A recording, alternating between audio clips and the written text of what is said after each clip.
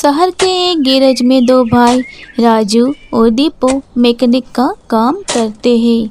गर्मी, पसीना, थकान, पर चेहरों पर उम्मीद नहीं। दोनों बहुत मेहनती हैं। भाई मैं सोच रहा था अगर हम ऐसे ही काम करते रहे तो एक ना एक दिन हमारा अपना गिराज होगा, फिर दूसरा, फिर तीसरा और हर एक शहर में हमारा अपना गिराज होगा। भाई ये ख्वाब तो बहुत बड़ा है, काश ये हमारा ख्वाब सच हो जाए। दोनों हंसते हैं, काम रोककर आसमान की तरफ देखते हैं, ख्यालों में खो जाते हैं। सपने में वे एक नए गैरेज का उद्घाटन कर रहे हैं, रिबन काट रहे हैं। तुम दोनों से एक काम ढंग से नहीं होता। तुमने जो गाड़ी बनाई थी वो रास्ते में बंद हो गई, धुएं के बादल निकल रहे थे। ये तुम्हारी इस महीने की 8वीं शिकायत है। पर मालिक, हमने तो काम सही किया था, शायद गाड़ी में ही मसला हो। हम तो अपना काम ईमानदारी से करते हैं। खराब गाड़ी को ठीक करना ही तुम्हारा काम है। अब निकलो यहाँ से फौरन। मालिक गुस्से में दोनों को धक्का देकर गैरेज से निकाल देता है। राजू और दीपू मायूस होकर अपने छोटे में कमरे में लौट जाते हैं। भाई, हम जहाँ भी काम करते हैं दिल लगाकर काम करते हैं, फिर भी हमें हर जगह से निकाल दिया जाता है। किसी को हमारी कदर ही नहीं। हाँ भाई, किसी को हमारी कदर ही नहीं। चल कोई और जगह चलते हैं जहाँ हमारी कीमत हो। पर हम वहाँ करेंगे क्या? कोई काम तो हो। याद है माँ क्या कहती थी? ऊपर वाले का नाम लो, सब कुछ मिलेगा। ऊपर वाले का नाम लेकर पैसे कमाए वो कैसे भला? बाबा बन के लोगों को ज्ञान देंगे। लोग हमको दान में रोटी, कपड़ा, पैसा हर चीज़ देंगे और हम उनसे हर चीज़ लेंगे। पर हम लोगों को क्या ज्ञान देंगे?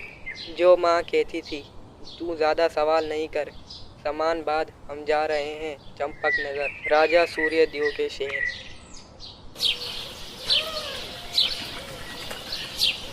सूरज और दीपू गरीब कपड़ों में, गले में रुद्राक्ष की माला, कंधे पर पोतली, पैरों में खड़ाऊ पहनकर चंपक नगरी पहुंचते हैं। ये है राजा सूर्यदेव का चंपक नगर। ये जगह ठीक है। आज से मेरा नाम योगी राज है और तेरा नाम देवप्रेश दास है, समझा? पर भाई ये सब याद कैसे रखेंगे? तू याद कर, मैं यहाँ ध्यान लगाता हूँ। जा शहर में जाके मशहूर कर। एक बाबा आए हैं जो हर मसले का हल निकाल लेते हैं। जी बाबा जी, यानी भाईजान, यानी ठीक है, जाता हूँ। दीपू पूरे जोश में नगर के गलियों में आवाज लगा रहा है। आए हैं महान साधु बाबा, हर दुख हर परेशानी का हल देने वाले। जो मांगोगे वो मिलेगा, बस दान में कुछ लेके आना। गांव के बाहर बरगद के नीचे ठहरे हैं, आओ सब आओ। राजू ध्यान में बैठा है, आंखें बंद, चेहरे पर शांति।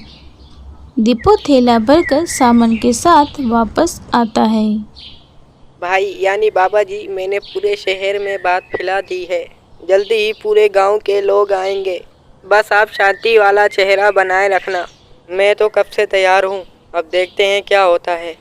कुछ ही क्षणों में लोग वहां पहुंचना शुरू कर देते हैं। हर कोई हाथ जोड़कर आ रहा है, नजर झुकाए आस्था के साथ। बाबा जी, मेरी दुकान नहीं चलती, कृपा कीजिए। बाबा के चरणों में दान रखो, फिर गुरु मंत्र पाओ। दुकानदार पैसों की थैली रखता है, उनके इशारों में उसे पास बुलाता है। जय राम। दुकान खोलते वक्त दिल में यही नाम लो, तुम्हारी बिक्री बढ़ जाएगी। मगर एक बात याद रखो, ये मंत्र किसी को नहीं बताना, अपनी बीवी को भी नहीं। जैसा आपका हुक्म बाबा जी।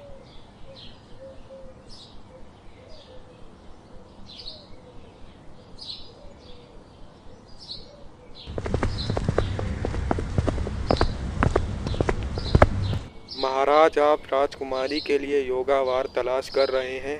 हमारे गांव में एक साधु आए हैं, तेजस्वी हैं, शांति से भरे हुए हैं, राजकुमारी के लिए बेहतरीन होंगे। अगर तुमने चुना है तो काबिल होगा। चलो इनके पास सोना जवाहरात तोहफे में लेकर चलते हैं। राजा पूरी शान और शौकत से बरगद के पेड़ नीचे पहुंचते हैं। राजू गहरे ध्यान में, दीपू श्रद्धा से खड़ा था। बाबा जी, मैं चाहता हूँ कि आप मेरी बेटी के साथ ब्याह कर लें। ये तोहफा मेरा कबूल कीजिए। राजू उपहार आभूषण सोना देखता है, वे देर तक शांत रहता है। महाराज मैं एक सन्यासी हूँ, मुझे इन सब की क्या ज़रूरत। माफ़ कीजिए, मैं आपका ये तोहफ़ा कबूल नहीं कर सकता। बाबा आप वाकई अजीम हैं, जितना सुना सा उससे बढ़कर। जितने दिन आप यहाँ रहेंगे मैं आपकी सेवा करूँगा। अरे भाई ये तूने मौका क्यों गवा दिया, हम राज कर सकते थे। दीपू इतने दिनों से ऊपर वाले का नाम लेते लेते अब मुझे समझ आ गया है कि असली ख़जाना तो वही है। मैं चला भाई, मैं दौलत कमाने आया था, यहाँ पर बाबा बनने नहीं। चलो फिर ठीक है भाई, अगर किसी मुश्किल में फंसो तो ईमानदारी से ईमान से ऊपर वाले का नाम लेना, तुम ज़रूर बच जाओगे। दीपू गुस्से में अपनी पोतली उठाता है और चंपक नगरी की गलियों में निकल आता है। दीपू गुस्से और लालच में भरकर चंपक नगरी छोड़ चुका है। आसमान पर बादल है, पेड़ों से छाया, हवा में सन्नाटा। वह अकेला पीठ पर पोटली रास्ता भटक चुका है। मैं राजू जैसा नहीं हूँ, मैं बाबा बनने नहीं आया था। मुझे पैसे चाहिए, सोना चाहिए, इज्जत चाहिए। अब मैं बड़ा आदमी बनूंगा। वह एक सुनसान इलाके में पहुंचता है। कुछ ही देर में जाड़िया से डाकू निकलते हैं। ओ ये देखो, साधु सा बंदा अकेला और बेवकूफ़ इस जंगल में आया है। चलो इसको लूट लेते हैं। ओए बाबा जी, जान में जो कुछ भी है निकालो, वरना जान की भीख मांगते फिरोगे। अरे भाई मैं तो एक फ़कीर हूँ, मेरे पास पोटली में सिर्फ कपड़े हैं और कुछ भी नहीं है। झूठ बोलता है, मारो इसे। दीपू जमीन पर गिरता है, डर से थर थर कांपता है। डाकू हाथ उठाते हैं, दीपू की चीख निकलती है। हे राम बचाओ, आइंदा के बाद ऐसी गलती नहीं होगी। मैं गलत रास्ते पे था, अब मुझे पता चल गया है। अचानक आसमान गरजता है, बिजली चमकती है, तेज हवा चलती है। डाकू चौंक कर पीछे हटते हैं, जैसे कोई अदृश्य ताकत उन पर हमला कर रही हो। ये कौन सी आंधी है? ये फकीर आम नहीं है, भागो। डाकू सामान फेंककर भाग जाते हैं। दीपू जमीन पर पड़ा रहता है, आंखों में आंसू, दिल में नम्रता। दीपू घायल होकर शर्मिंदा वापस बरगद के पेड़ के नीचे आता है। राजू ध्यान में बैठा है।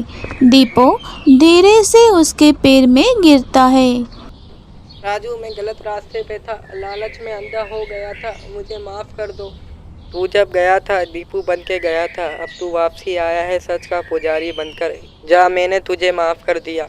अब मैं कहीं नहीं जाऊंगा राजू। अब मुझे समझ में आ गया है, जो राम का होगा वो किसी का मोहताज नहीं होगा। दीपू अब राजू के साथ बैठता है। दोनों चबूतरे पर बरगद के नीचे लोगों की मदद करते हैं। लालच गया, सच आया। लोग अब दोनों को सच के साधु कहते हैं।